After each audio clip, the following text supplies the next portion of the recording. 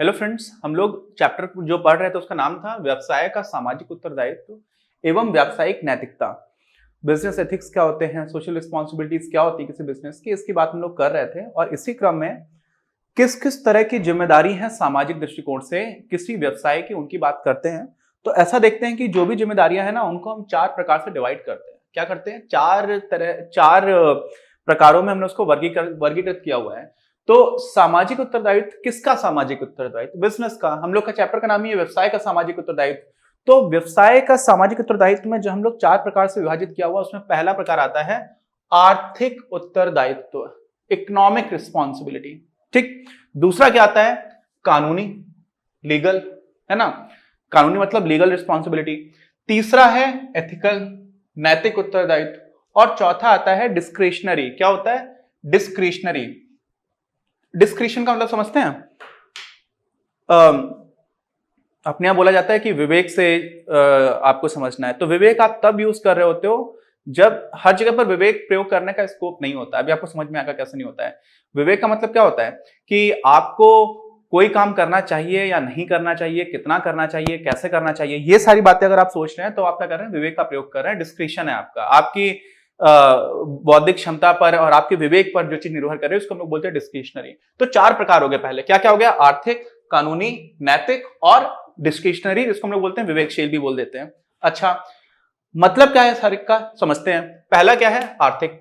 आर्थिक में क्या होता है कि देखो, सबसे पहली बात तो है कोई भी व्यवसाय है भाई, एक आर्थिक इकाई है, एक इकोनॉमिक यूनिट है। इकोनॉमिक यूनिट होने का पहली रिस्पॉन्सिबिलिटी क्या बनती है? क्योंकि बाई नेचर ही वो एक इकोनॉमिक यूनिट है, इसलिए सबसे पहली जो जिम्मेदारी आती है, सबसे पहला उत्तरदायित्व आता है, वो आता है आर्थिक। और आर्थिक उत्तरदायित्व का मतलब सिर्फ इतना है कि समाज को जिन वस्तुओं की आवश्यकता है, जिन सेवाओं की आवश्यकता है, वो सारी चीजें आप उनको ठीक से उपलब्ध कराएं और उपलब्ध कराने की प्रक्रिया में लाभ भी कमाएं। ऐसा नहीं है कि आप बिना लाभ कमाए आप ये काम कर रहे हैं। क्यों है ऐसा? क्योंकि अगर आप, माना क्या जाता है फंडामेंटली कि अगर आप समाज को ऐसी वस्तुएं और सेवाएं दे रहे हैं जिसकी समाज को वास्तव में आवश्यकता है, तो समाज उनके बदले आपको पैसे देने के लिए तैयार रहेगा। समझ रहे हैं? आपने ऐसी चीज बना दी जिसको किसी को चाहिए ही नहीं है, तो आपने संसाधनों का दुरुपयोग किया। क्योंकि हम लोग कुछ भी बनाते हैं तो संसाधन चाहिए, कुछ भी बनाते हैं तो ऊर्जा चाहिए। तो ऊर्जा, संसाधन और समय, इसका अगर आपने दुरुपयोग किया, ये कैसे प्रमाणित होता है कि समाज उसके लिए पैसे देने को तैयार ही नहीं है। तो अगर आपने ऐसी चीज बनाई जिसके बदले समाज पैसे देने के लिए तैयार है, तो हम लोग उसको क्या बोलते हैं? तब हम लोग उसको बोल देते हैं कि वो आपका आर्थिक जिम्मेदारी का निर्वहन किया। और आपको इतना पैसा मिले कि आपने, देखिए, समाज में आपने इतनी ज्यादा वैल्यू क्रिएट की और उसके बदले उसका एक हिस्सा आपको मिल जाता है पैसे के रूप में, और उसी में आप प्रॉफिट कमा लेते हो। तो आप क्या करो, समाज को, इसीलिए जो लेसेस फेयर इकोनॉमिक्स बोलते हैं, या फिर बोलते हैं उसको बाजार अर्थव्यवस्था, जिसमें आप मार्केट फोर्सेस को काम करने दो, तो वो काफी अच्छे से डिसाइड करते चले जाते हैं। जहां पर अपॉर्चुनिटी दिखती है कि पैसे आ सकते हैं, वाला काम करना स्टार्ट कर देते हैं लोग। पूरी तरह से सही नहीं है, कुछ कुछ जगह पर वहां पर आवश्यकताओं को छोड़ देते हैं और लग्जरी, यानी कि जो आवश्यक नहीं है लेकिन जिसके बदले ज्यादा पैसा मिल सकता है, वो काम किया जाने लगता है। लेकिन फिर भी क्योंकि बिजनेस की हम बात कर रहे हैं, तो सबसे पहले एक फंडामेंटल काम ही उसका यही है। तो क्या हो जाता है? समाज को वस्तुएं और सेवाएं लाभ पर, यह भी इंपॉर्टेंट है, विक्रय कर सुलभ कराना पे बेच दिया। ठीक है? दान नहीं दे रहे, चैरिटी नहीं है, व्यवसाय है। ठीक है? अच्छा, अब बात आती है कि मैंने बोला था कि कभी कभी विवेकशील होता है, कभी कभी नहीं होता है। बिजनेस का भी तो फंडामेंटल काम है, मूलभूत रूप से ये काम है। तो यहां पर ये काम करना है या नहीं करना है, यहां पर आपके पास स्कोप नहीं होता है, आप डिस्क्रिशन नहीं ले पाते। यहां पर करना ही है ये, आप समझ रहे हैं? आपका एग्जिस्टेंस ही इसलिए है कि आपको ये काम करना है। तो यहां पर हम लोग बोलते क्या है कि इस उत्तरदायित्व को पूरा करने में जो विवेकशीलता है, उसके प्रयोग की गुंजाइश ना के बराबर होती है, नहीं ही होती है। ठीक है? आपको करना ही होता है। अच्छा, इसी से आप अगर लास्ट वाले की तुलना करेंगे तो ये पूर्ण रूपेण स्वैच्छिक है। स्वैच्छिक समझते हैं? वॉलंटियरली। आपने देखा ना, वॉलंटियर्स होते हैं बहुत सारे, इनको कार्यकर्ता भी हिंदी में बोलते हैं, कि मेरी इच्छा है तो करूंगा, मेरी इच्छा है तो नहीं करूंगा। ऐसे कौन कौन से उत्तरदायित्व हो जाते हैं? ये इसके बाद ये इसलिए बता रहा हूं जिससे कि आपको एक वो जो कॉन्ट्राडिक्शन है, जो अंतर है, वो एक दूसरे में कितना मतभेद है, विभेद है, मतभेद तो नहीं, विभेद है, वो दिखेगा आपको। तो कैसे दिखेगा? पूर्ण रूपेण स्वैच्छिक है ये। इसका मतलब क्या हुआ? आपकी फैक्ट्री जहां पर है, अपना जो ईस्टर्न यूपी है, पूर्वोत्तर हम लोग बोलते हैं उत्तर प्रदेश में उसको, बिहार है, और फिर असम, यहाँ पर बहुत बार बाढ़ आती है। तो अगर यहाँ पर आपका, मान लीजिए व्यवसाय आपका यहाँ पर है और हर साल बाढ़ आ रही है, तो आपके पास ये निर्णय लेने का अधिकार है, आपकी विवेकशीलता है कि क्या आपको बाढ़ के समय उन लोगों की मदद करनी चाहिए जो बाढ़ से प्रभावित हैं। तो यहां पर आप नहीं भी करोगे तो कोई फर्क नहीं पड़ेगा, आपकी इमेज पर जरूर फर्क पड़ेगा, लेकिन आपको कोई कानूनी वैधता नहीं है, आपके फंडामेंटल रिस्पॉन्सिबिलिटी भी नहीं है, आपका अस्तित्व भी इसलिए नहीं हुआ था कि आप बाढ़ श्रम को, बाढ़ में जो लोग परेशान उनकी मदद करो, लेकिन आप कर सकते हो। तो इसमें क्या होता है, ऐसी जगह पर क्या होता है कि आप जैसे मान लीजिए वही भूकंप आ गया कहीं पर, गुजरात में भूकंप आया था 2011 में भुज में, है ना, काफी ज्यादा तबाही हुई थी उसमें, तो आप ऐसा काम कर सकते हो। तो बाढ़ आ जाए या भूकंप आ जाए, ऐसे में पीड़ितों की सहायता करना ये आपका डिस्क्रिशन है, ये आपकी विवेकशीलता है, आपको करना है या नहीं करना, ठीक है, करेंगे तो अच्छा है। ऐसे ही शिक्षण संस्थाओं को आपको दान देना है या नहीं देना है। अब यहाँ पे थोड़ा सा समझिएगा, इस वाले पॉइंट में और इस वाले पॉइंट में, यहाँ पर क्या होता है, कानूनी उत्तरदायित्व। तो हमारे यहाँ एक जो नया कानून 2013 में कंपनीज एक्ट आया था, उसमें सीएसआर का हम लोगों ने प्रावधान थोड़ा ठीक से किया है। सीएसआर होता है कॉर्पोरेट सोशल रिस्पॉन्सिबिलिटी, नाम क्या है यहाँ पर देखिए, सोशल रिस्पॉन्सिबिलिटी है।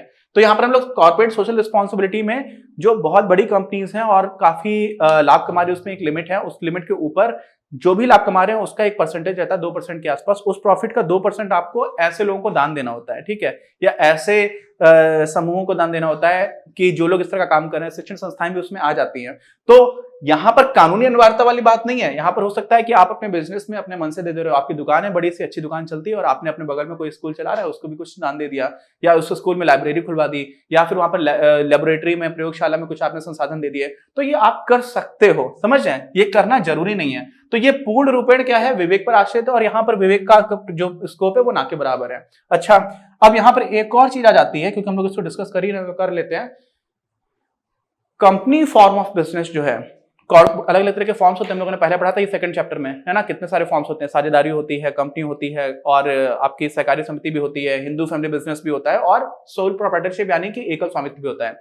तो जो कंपनी फॉर्म होता है उसमें हम लोगों ने क्या देखा था, अधिकतर जो बड़ी कंपनीज है उनमें मैनेजमेंट कोई और देखता है, प्रबंधन कोई और देखता है, और कंपनी के जो मालिक है, ओनर्स है, वो अलग लोग होते हैं।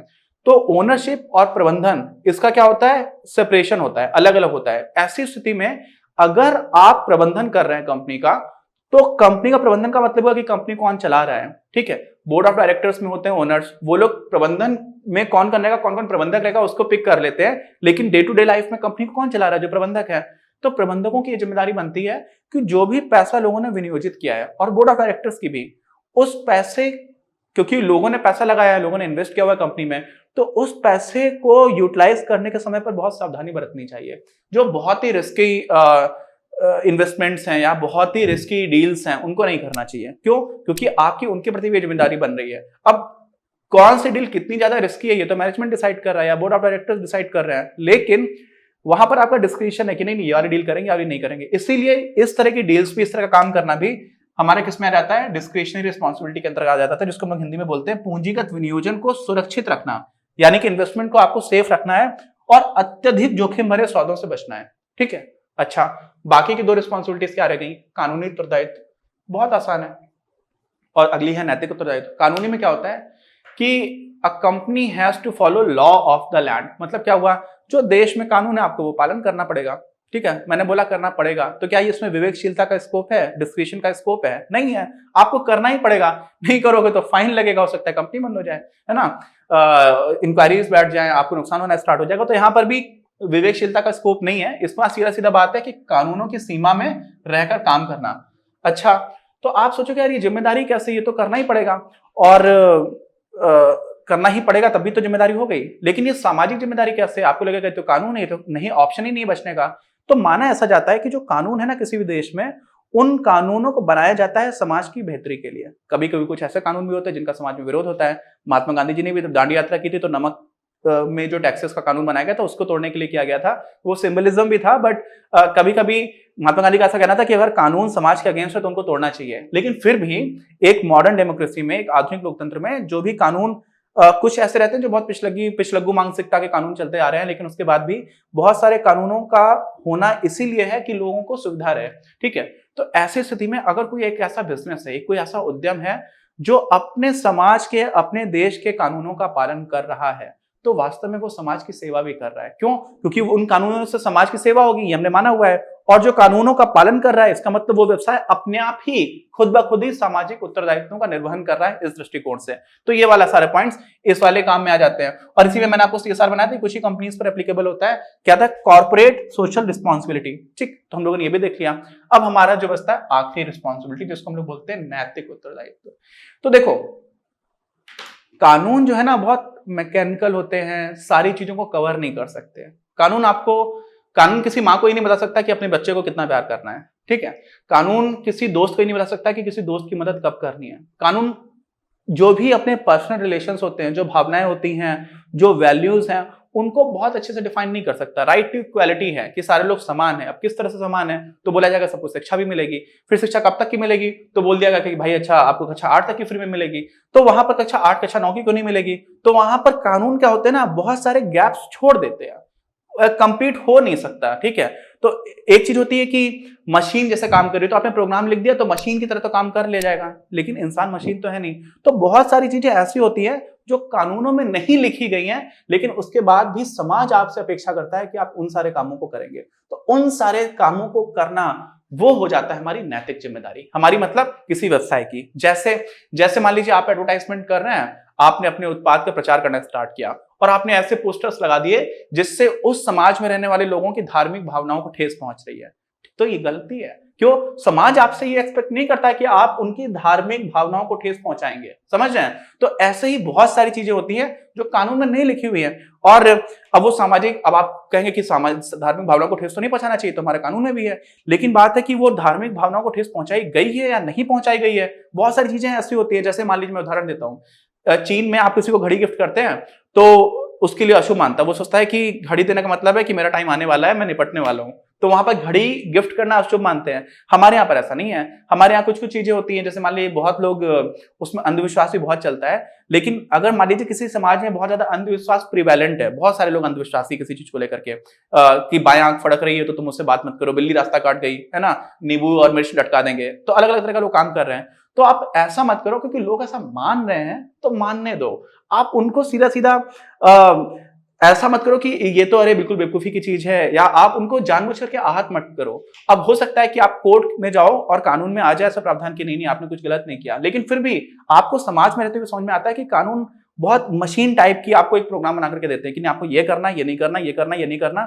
लेकिन हम लोग आम जीवन में बहुत सारी चीजें ऐसी करते हैं जो मनुष्यों में आपस कलेक्टिवली सामाजिक दृष्टिकोण से निकल करके आती है और आप उनको पालन करते हो। तो वैसी चीजों को मानना, उसको हम लोग गिनते हैं किसमें? नैतिक उत्तरदायित्व में। जैसे समाज द्वारा व्यवसाय से अपेक्षित व्यवहार है वो व्यवहार जो कानून द्वारा आबद्ध नहीं है। कानून नहीं कह रहा है कि ये करो, लेकिन आपसे अपेक्षित है। इसमें क्या उदाहरण था? भाई मैंने विज्ञापन वाला उदाहरण दिया कि आप धार्मिक और सांस्कृतिक भावनाओं का सम्मान करें, और इसमें ये स्वेच्छापूर्वक होता है क्योंकि कानून आपसे कह नहीं रहा, ये आपकी फंडामेंटल रिस्पॉन्सिबिलिटी है नहीं।